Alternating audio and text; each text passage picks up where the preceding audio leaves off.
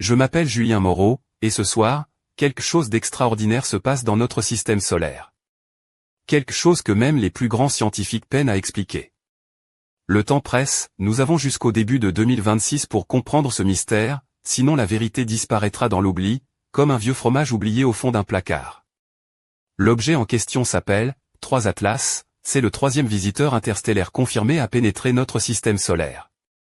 Mais attention, ce que vos télescopes ne vous racontent pas dans les journaux du soir, c'est que cet objet défie toutes nos connaissances sur les comètes. Imaginez un moment de l'eau jaillissant à 40 kg par seconde, comme si un incendie cosmique était en train de se déclarer. Oui, 40 kg par seconde. Pour vous donner une idée, c'est comme si 80 lances à incendie fonctionnaient en même temps, sans interruption. Sauf que ce spectacle ne devrait pas exister à 450 millions de kilomètres du Soleil, là où la température est d'environ -180°C. L'eau devrait être congelée, immobile, muette. Pourtant, 3 Atlas crachent de la vapeur d'eau comme s'il était en orbite terrestre. Quand le télescope Swift a détecté en octobre dernier cette signature chimique bizarre, les chercheurs ont dû vérifier leurs instruments 2 fois. Même eux, ils n'y croyaient pas. Et pourtant, les données sont là. L'explication officielle ? Des grains de glace microscopiques se détacheraient du noyau et sublimeraient en s'éloignant. C'est plausible, mais cela demanderait un niveau d'activité jamais vu sur une comète. Imaginez un geyser assez puissant pour projeter des morceaux de glace assez gros pour voyager loin, mais assez petits pour disparaître rapidement. Oui, c'est un exploit digne d'un magicien. Mais le plus troublant, c'est la composition chimique. 8 parties de dioxyde de carbone pour une seule de vapeur d'eau. Ce n'est pas juste inhabituel, c'est carrément extraterrestre. Ce cocktail chimique hurle « Je ne viens pas d'ici ». 3 Atlas vient d'un système planétaire qui n'a rien à voir avec le nôtre, peut-être autour d'une étoile plus froide, quelque part dans un disque protoplanétaire qui ne ressemble en rien à celui qui a forgé la Terre. Et la cerise sur le gâteau, cet objet a entre 7 et 10 milliards d'années. Oui, vous avez bien lu. Il est plus vieux que notre Soleil, qui n'a que 4,6 milliards d'années. Imaginez un vieux loup de l'espace, témoin silencieux des débuts chaotiques de notre galaxie. Alors, comment un objet aussi vieux, ballotté par les rayons cosmiques et les poussières interstellaires, peut-il encore être actif, intact, et prêt à nous faire un show ? Certains pensent qu'il a passé tout ce temps en mode veille profonde, congelé à quelques degrés au-dessus du zéro absolu, préservé comme un bon camembert sous vide. D'autres chuchotent qu'il pourrait s'agir de quelque chose de complètement différent. Le télescope spatial James Webb a même détecté dans sa chevelure des molécules organiques complexes, les briques élémentaires de la vie, mais avec des signatures chimiques qui ne correspondent pas à ce que nous connaissons. Comme si 3 Atlas nous tendaient une recette venue d'une autre cuisine cosmique. Je vous parle de tout ça depuis mon observatoire amateur, quelque part près de la ville de Saint-Michel-sur-Loire, où les nuits sont claires et le ciel immense. Je vous jure, ce n'est pas une blague de scientifique fou, même si parfois, je me demande si je ne devrais pas commencer à porter un chapeau en aluminium. Mais le plus fascinant, c'est que ce visiteur ne fait pas que passer. Il tourne sur lui-même de façon étonnamment régulière, presque mécanique. Pas de tumulte chaotique comme une comète ordinaire. Non, lui, il semble parfaitement équilibré, comme une ballerine cosmique. Et bientôt, en décembre 2025, il sera au plus près du Soleil. Le moment de vérité. Les observatoires du monde entier se préparent à l'étudier sans relâche. Ce sera notre dernière chance avant qu'il ne disparaisse, filant vers des étoiles inconnues. Mais je vous le dis, ce que nous découvrons à son sujet pourrait bien changer notre manière de voir l'univers à jamais. Parce que parfois, les choses ne sont pas ce qu'elles semblent être. Et si 3 Atlas n'était pas juste une comète ? Et si derrière ce voile de glace et de poussière se cachait un secret que personne n'a encore osé imaginer ? La suite s'annonce palpitante. Mais pour l'instant, je vous laisse avec cette pensée, dans ce vaste cosmos, chaque étoile, chaque pierre flottante a une histoire à raconter. Et 3 Atlas vient de commencer la sienne avec nous. Ce soir-là, je suis resté longtemps sur le balcon de ma petite maison en pierre, perché sur les hauteurs de Vézelay, avec en main mon vieux carnet de notes et mon télescope artisanal. La nuit était claire, la Voie lactée étalée comme un ruban de lumière argentée au-dessus de moi. 3 Atlas avançaient lentement, presque majestueusement, dans l'immensité silencieuse de l'espace. Je pensais à Camille, la brillante astrophysicienne du CNRS qui coordonne les observations depuis Toulouse. Elle a ce regard perçant, capable de déchiffrer les mystères du cosmos, mais aussi ce sourire espiègle qui vous donne envie de croire que oui, l'univers est plein de surprises parfois bonnes, parfois carrément flippantes.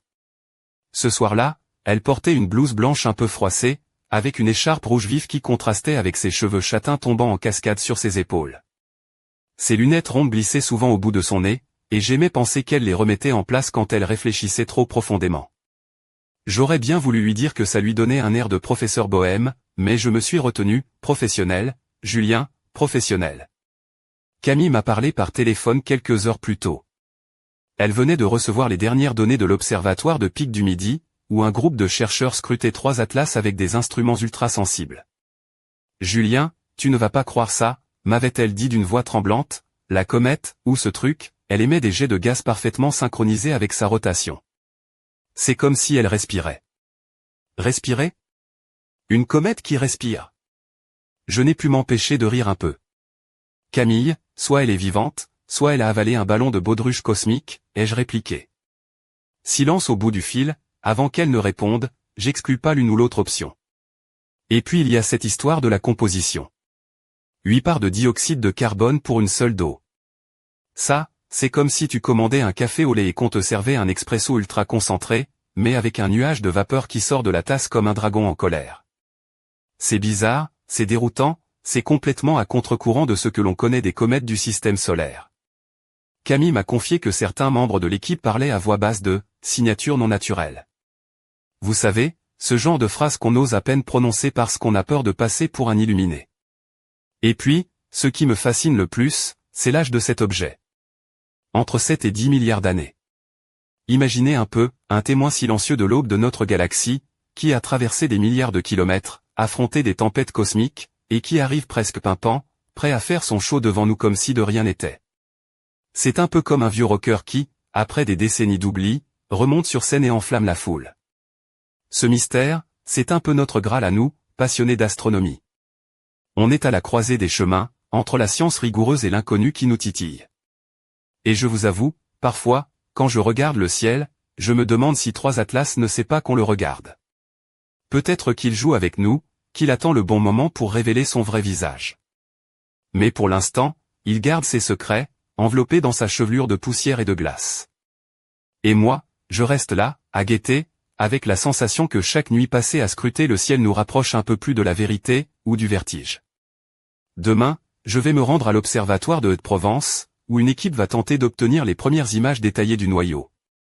Ça promet d'être un moment intense. Parce que dans cette histoire, chaque donnée compte, chaque image est un indice, et chaque découverte nous pousse un peu plus loin dans l'inconnu. Et si 3 atlas n'étaient pas seulement un visiteur ? Et si, derrière cette apparence glacée, il cachait quelque chose que personne n'a encore osé imaginer ? Je vous raconterai tout ça très vite. Mais d'ici là, gardez les yeux ouverts. Le ciel a encore des secrets à nous livrer. Le lendemain matin, je me suis retrouvé au cœur de l'Observatoire de Haute-Provence, à Saint-Michel-l'Observatoire, un village niché entre les collines dorées de Provence. L'air était frais, chargé du parfum des lavandes encore en sommeil, et le ciel s'étirait, vaste et limpide, prêt à accueillir une nuit d'observation intense. L'équipe était déjà là, autour du grand télescope de 1,93 mètres, surnommé affectueusement « Gaston », parce qu'il ronronne comme un chat quand il fonctionne bien, et qu'il a parfois ses caprices, comme un vieux compagnon de route. Parmi eux, il y avait Élodie, une jeune astronome aux cheveux noirs de jais, toujours tirée en une queue de cheval impeccable. Ce jour-là, elle portait un pull en laine gris clair, légèrement décolleté, qui laissait deviner une fine chaîne en argent au cou, et ses yeux pétillaient d'une curiosité presque enfantine. J'ai tout de suite su qu'elle était la bonne personne pour décrypter les mystères de 3 atlas.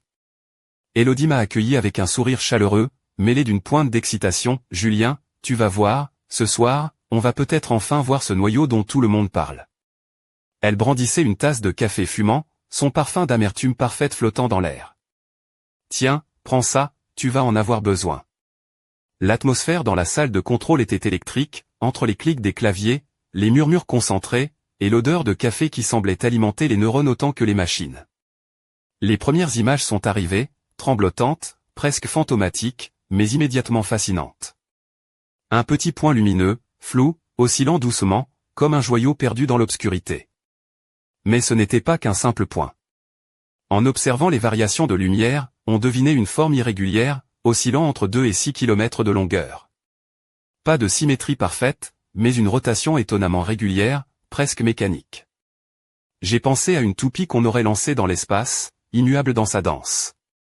Elodie a lancé une blague pour détendre l'atmosphère, si c'est un vaisseau extraterrestre, j'espère qu'ils ont un bon GPS, parce qu'ils ont fait un sacré détour. Tout le monde a ri, même si, au fond, l'idée trottait dans les esprits. Les données spectroscopiques confirmaient ce que nous savions déjà, l'étrange ratio de dioxyde de carbone à eau, l'émission constante d'eau malgré la distance au Soleil, et surtout, la présence de molécules organiques complexes dans la coma. Ces longues chaînes de carbone et d'hydrogène, ces molécules prébiotiques, comme des indices laissés au hasard, ou pas. Je me suis surpris à imaginer Camille et Elodie, deux femmes fascinantes, l'une en blouse blanche, l'autre en pull de laine, unies par leur passion pour ce mystère venu du froid. Et j'ai pensé que, dans cette quête, il y avait quelque chose d'humain, de profondément vivant, le besoin d'explorer l'inconnu, de comprendre ce qui nous dépasse. Mais au-delà des sourires et des blagues, une question revenait sans cesse, comment cet objet pouvait-il rester si actif après des milliards d'années dans le vide interstellaire? Comment expliquer une telle production d'eau à une distance où la lumière solaire est 3 fois plus faible qu'à la Terre? Les hypothèses s'entrechoquaient.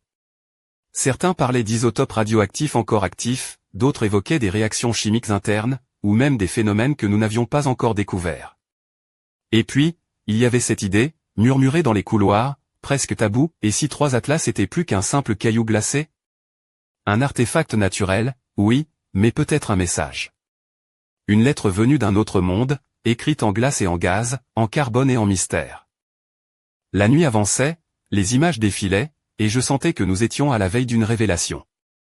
Quelque chose allait se passer, quelque chose que personne ne pouvait encore prévoir. Je suis sorti sur la terrasse, la tête pleine de questions et d'images, et là, le ciel m'a semblé plus vaste, plus profond, comme s'il me lançait un défi silencieux. Ce défi, c'est celui de 3 Atlas. Un défi qui pourrait bien changer à jamais notre regard sur l'univers, et sur nous-mêmes.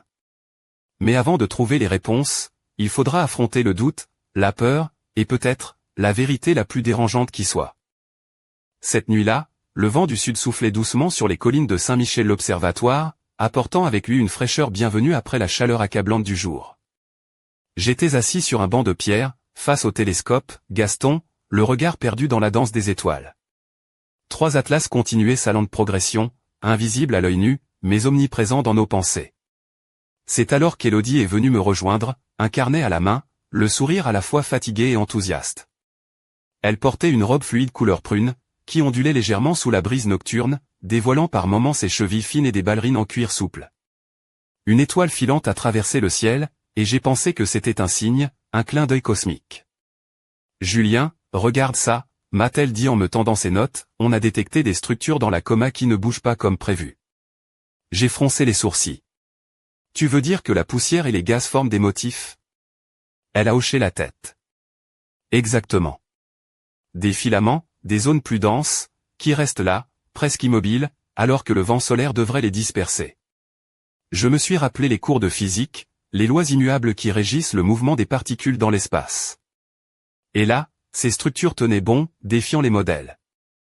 C'est comme si la comète avait une personnalité, un rythme propre, ai-je murmuré. Elodie a ri doucement. Ou alors, c'est une comète très coquette, qui aime montrer ses plus beaux atours. Son regard a croisé le mien, un éclat de malice dans les prunelles.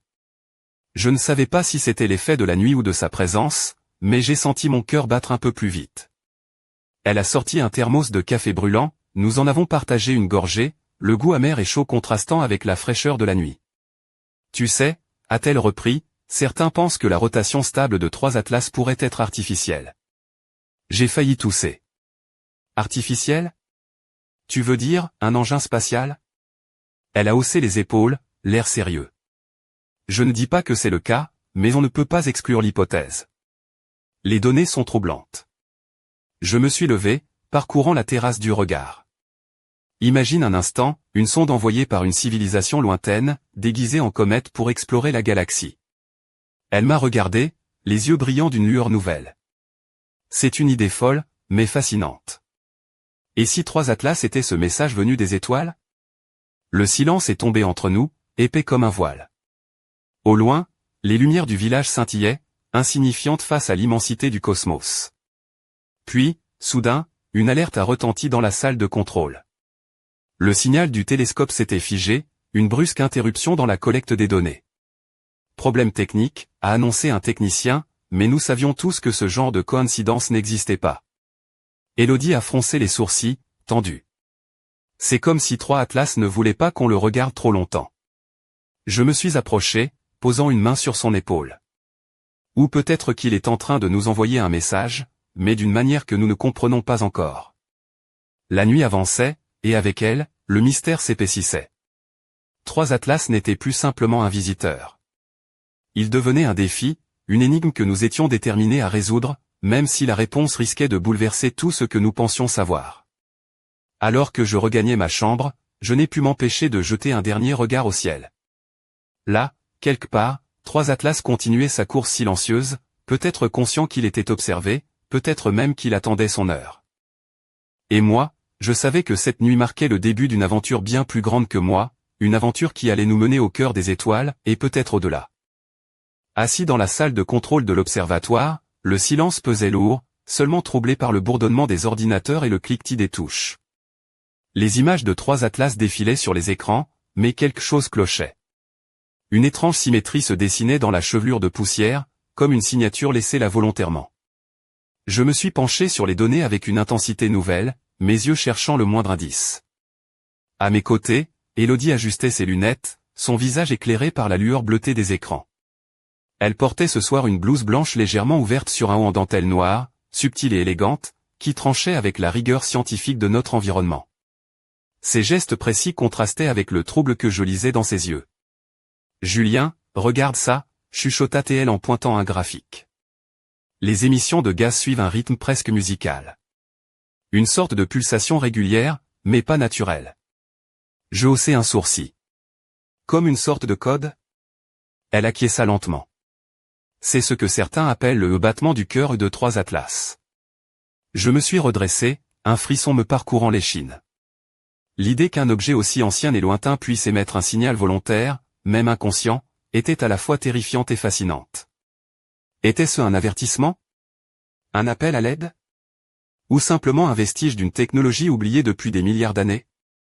La nuit avançait, et plus nous plongions dans l'analyse, plus les anomalies s'accumulaient. La poussière semblait se fragmenter selon une taille particulière, ni trop petite ni trop grosse, comme si une main invisible sculptait la matière avec soin. C'est absurde, murmurai-je, la nature ne fait pas ça. Élodie sourit, un sourire à la fois doux et énigmatique. Parfois, la nature nous surprend. Mais parfois, elle cache autre chose. Nous savions tous les deux que ces mots étaient lourds de sens. Le mot « artificiel » flottait dans l'air, non dit mais palpable, comme une ombre dans la pièce. Soudain, une nouvelle alerte retentit. Une équipe de radioastronomes, située dans les Pyrénées, venait de capter un signal étrange, une émission électromagnétique modulée à une fréquence improbable, émanant précisément de la direction de 3 Atlas. Le cœur battant, je pris mon téléphone pour appeler Camille à Toulouse. Sa voix au bout du fil était tendue, presque tremblante. « Julien, si ça se confirme, on tient quelque chose d'immense. » Je regardais Élodie, qui serrait les dents, consciente que nous étions à un tournant. Le mystère de 3 Atlas venait de franchir une nouvelle étape, celle où la science rencontre l'inconnu, où les certitudes vacillent. Et quelque part, dans cette obscurité cosmique, une présence silencieuse nous observait peut-être, attendant que nous soyons prêts à entendre son message. La suite ? Elle ne serait pas seulement une révélation scientifique. Ce serait une révolution. Et je sentais que le monde ne serait plus jamais le même. Ce matin-là, le village de Saint-Michel-l'Observatoire baignait dans une lumière douce, presque irréelle. Le ciel, d'un bleu limpide, semblait ignorer le tumulte qui agitait la communauté scientifique mondiale. Mais ici, dans ce coin tranquille de Provence, nous étions au cœur de la tempête. J'avais à peine dormi, le visage encore marqué par les heures passées devant les écrans. Le signal capté la veille par les radioastronomes des Pyrénées avait déclenché une série de réunions d'urgence, de conférences téléphoniques en cascade, de débats passionnés et parfois houleux. Camille avait pris les rênes, sa voix ferme mais empreinte d'une émotion sincère rassemblant tous les chercheurs autour d'un but commun, comprendre. Je me souviens l'avoir croisée dans le petit café du village, un lieu modeste aux murs en pierre où l'odeur du café fraîchement moulu se mêlait au murmure des conversations. Elle portait ce jour-là une jupe crayon noire, élégante mais sobre, et un chemisier blanc aux manches retroussées, révélant des bras fins marqués par la fatigue. Ses yeux, habituellement vifs, étaient voilés par une inquiétude nouvelle. « Julien » m'a-t-elle dit en posant sa main sur mon bras, « ce signal, ce n'est pas naturel. C'est une modulation complexe, avec des motifs que nous n'avons jamais vus. » Je n'ai pas pu m'empêcher de sourire, un peu jaune. « On dirait un message, alors ?» Elle a hoché la tête lentement. « Peut-être. Mais déchiffrer un message venu d'un autre monde, ce n'est pas comme traduire un SMS. C'est un casse-tête sans fin. » Dans les jours qui suivirent, les observatoires français, espagnols, et même italiens se sont coordonnés dans une campagne d'écoute et d'observation sans précédent. Les données affluaient, et avec elles, une tension palpable. Chaque nouvelle mesure semblait confirmer que 3 Atlas n'était pas un simple caillou glacé, mais un objet porteur d'un secret bien plus profond. Je me souviens d'une nuit particulièrement froide, où Élodie et moi étions seuls dans la salle de contrôle. Elle avait enfilé un pull en cachemire bleu marine, qui épousait parfaitement ses formes élancées. Ses cheveux noirs étaient légèrement décoiffés, et ses lèvres esquissaient un sourire fatigué mais déterminé. « Tu sais, Julien » m'a-t-elle confié en posant sa main sur la mienne, « on est en train de vivre quelque chose d'énorme. Mais j'ai aussi peur. Peur de ce que ça pourrait signifier. » Je l'ai regardée, sentant une chaleur étrange monter en moi. Moi aussi. Mais on doit avancer, quoi qu'il arrive. Alors que l'aube pointait, les premières images haute résolution du noyau arrivaient enfin. 3 Atlas révélaient une surface rugueuse, parsemée de cratères et de fissures, mais aussi d'ombres inquiétantes, comme des cicatrices d'un passé lointain. Et dans ce silence glacé, une question brûlante, que cherchait-il ici? Et surtout, que nous dirait-il quand il aurait fini de parler? La nuit suivante, alors que le village de Saint-Michel l'Observatoire s'endormait sous un ciel étoilé, une tension électrique flottait dans l'air frais. Dans la salle de contrôle, Élodie et moi étions plongés dans les analyses des dernières images transmises par le télescope spatial Hélios, récemment positionné pour scruter 3 Atlas à plus haute résolution. Elle portait ce soir-là une robe de velours bleu nuit, qui épousait ses courbes avec élégance, laissant deviner une peau pâle illuminée par la lumière tamisée des écrans. Ses escarpins noirs, délicats mais décidés, claquaient doucement sur le sol en marbre tandis qu'elle se déplaçait entre les consoles, concentrée. « Regarde ça, Julien » murmura-t-elle en pointant une série de clichés. Il y a une structure géométrique sur la surface, quelque chose qui ne ressemble pas à un cratère naturel. Je plissai les yeux.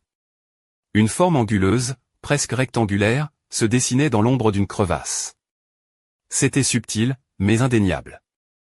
C'est comme une porte, dis-je à voix basse, le souffle coupé. Élodie haussa un sourcil, mi-amusée, mi-sérieuse. Ou la cachette de quelqu'un. Le silence qui suivit fut lourd de sous-entendus. Étions-nous en train de découvrir une construction, un vestige d'une civilisation étrangère? Un artefact laissé là, figé dans le temps, attendant d'être découvert? Soudain, une alarme retentit, brisant la magie du moment. L'équipe avait détecté un pic d'activité dans les émissions gazeuses, un sursaut soudain de dioxyde de carbone et d'eau qui n'avait rien d'ordinaire. 3 Atlas se réveillent, murmurai-je, le cœur battant. Élodie s'approcha, ses doigts effleurant les commandes comme pour capter l'énergie du phénomène.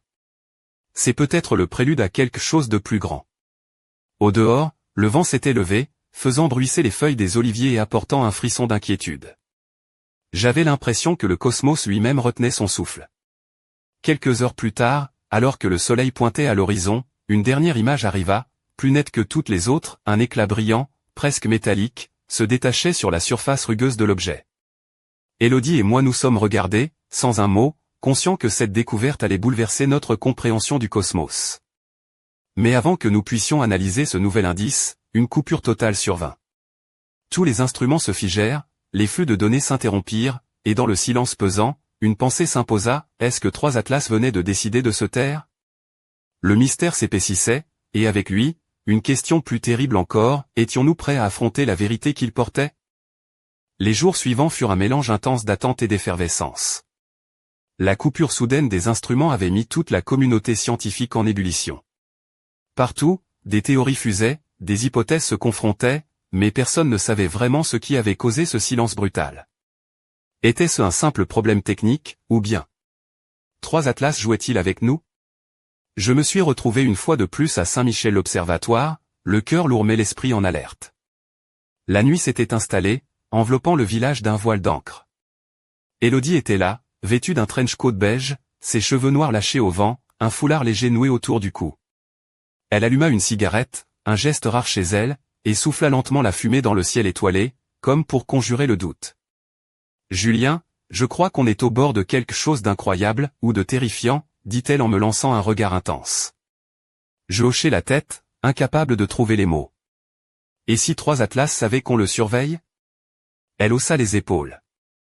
Peut-être qu'il y a quelque chose de plus conscient dans tout ça. Soudain, une vibration discrète se fit sentir dans la salle de contrôle. Les écrans s'allumèrent brusquement, les données reprirent leur cours, comme si l'objet avait décidé de rouvrir le dialogue. Une nouvelle série de spectres apparut, révélant des signaux encore plus complexes, des motifs chimiques qui semblaient varier en fonction de la rotation. Je me penchai sur les relevés, fasciné et inquiet. Regarde ces pics de concentration, dis-je, pointant du doigt une courbe. C'est presque comme un langage. Élodie esquissa un sourire mêlé d'inquiétude. Un langage codé dans la glace et la poussière. Alors que nous tentions de déchiffrer ces énigmes, un message inattendu arriva via un canal sécurisé, une équipe d'astronomes russes avait détecté un signal radio pulsé, d'une complexité inouïe, émanant de la même région que 3 Atlas. Le monde scientifique bascula. Les médias s'emparèrent de l'affaire, les débats enflammés s'installèrent, et la planète entière semblait retenir son souffle. Mais au milieu de cette tempête médiatique, une vérité plus profonde s'imposait à moi, ce que nous pensions être une simple comète était peut-être le dernier vestige d'une intelligence disparue, ou pire, en observation. Je regardais Élodie, ses yeux reflétant les étoiles au-dessus de nous. Julien, on est entré dans une nouvelle ère. Une ère où l'humanité n'est plus seule à regarder le ciel.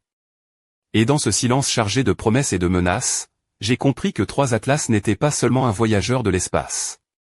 C'était un messager. Et son message, pour l'instant, restait à déchiffrer. Mais une chose était sûre, rien ne serait plus jamais comme avant. Les nuits à Saint-Michel l'Observatoire prenaient une dimension presque irréelle, comme si le temps s'était suspendu. Chaque nouvel instant apportait son lot d'émotions, d'espoir et de doutes. 3 Atlas, ce visiteur venu d'ailleurs, continuait sa course imperturbable, tandis que nous, terrestres, tentions désespérément de percer ses secrets.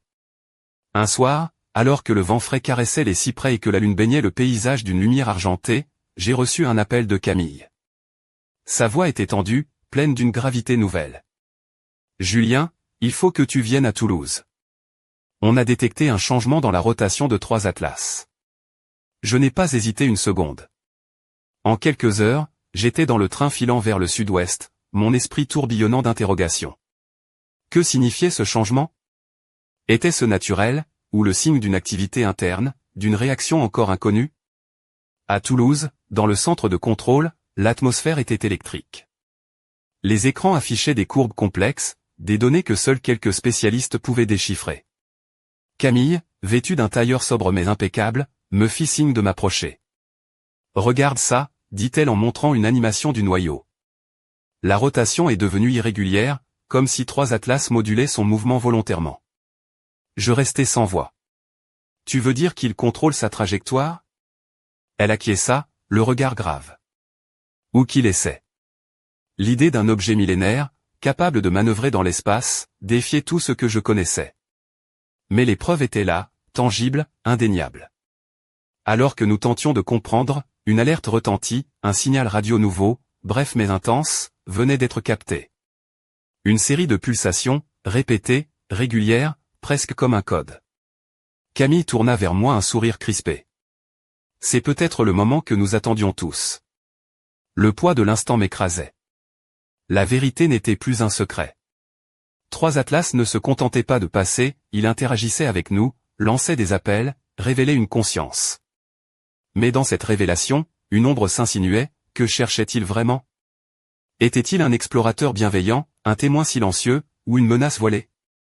Alors que je quittais le centre de contrôle, le ciel nocturne semblait plus lourd que jamais, chargé de questions sans réponse. 3 Atlas continuait sa danse cosmique, et nous, hommes fragiles, étions face à l'inconnu. La fin approchait. Le moment de la vérité. Et je sentais, au plus profond de moi, que ce que nous allions découvrir allait bouleverser à jamais notre place dans l'univers. Les jours s'égrenaient, chaque heure rapprochant 3 atlas de son point le plus proche du Soleil, le fameux périhélie. C'était la date fatidique, celle où tout allait basculer, où la lumière du Soleil lèverait le voile sur les derniers mystères de cet étrange visiteur. Je me trouvais à l'observatoire de Nice, perché sur les hauteurs du Mont Gros, entouré d'une équipe internationale rassemblée pour ce moment unique. L'air était chargé d'une tension palpable, mêlant excitation et appréhension. Élodie était là, rayonnante dans une robe rouge sombre, ses yeux reflétant la détermination et la peur. À ses pieds, ses escarpins noirs attendaient patiemment, comme suspendus dans le temps. Les instruments scrutaient le ciel, captant chaque photon, chaque vibration, chaque souffle émanant de 3 atlas. Les images affluaient, révélant un noyau aux formes encore plus complexes que prévu, avec des zones lumineuses et sombres, des crevasses profondes, et ce mystérieux éclat métallique qui semblait luire d'une lumière propre. Puis, soudain, un changement, une violente éruption de gaz et de poussière, bien plus intense que tout ce que nous avions observé jusque-là. 3 atlas semblaient s'éveiller, libérant une énergie ancienne, un cri silencieux dans le vide interstellaire. Les données affluaient, les modèles informatiques s'emballaient, mais une question demeurait, lancinante, ce spectacle était-il naturel? Ou le dernier acte d'une entité consciente, utilisant la chaleur solaire pour transmettre un ultime message? Dans ce chaos, un dernier signal radio fut capté, clair, codé, impossible à ignorer. Un message cryptique, une énigme gravée dans les ondes, une invitation à regarder plus loin, à comprendre plus profondément. Alors que 3 atlas s'éloignaient lentement, disparaissant dans l'obscurité glacée de l'espace, nous restions là, suspendus à ce mystère. Et dans ce silence, une certitude, notre rencontre avec cet étrange voyageur n'était que le début. Le cosmos recèle encore des secrets insondables, des visiteurs inattendus, des énigmes qui défient notre imagination. Le temps presse. Le prochain chapitre de cette histoire interstellaire s'écrit déjà, quelque part dans l'obscurité. Et moi, Julien Moreau, je serai là pour le raconter. Parce que dans l'immensité de l'univers, chaque histoire, chaque mystère, est une lumière qui éclaire notre chemin. La vérité est là, quelque part. Et nous sommes prêts à la trouver.